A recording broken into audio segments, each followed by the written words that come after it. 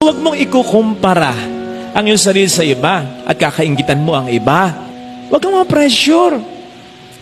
If you just concentrate on your own face, not on the face of others, makikita mo pwedeng parang nauna sila, pero makikita mo rin kung tututukan mo lang talaga.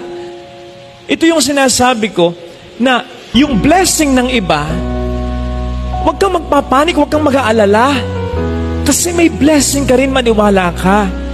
Hindi nakababawas at lalo tigit, hindi nakakaalis ng blessing mo yung pagkapala na natatanggap ng iba. Makatatanggap ka rin, makikita mo rin.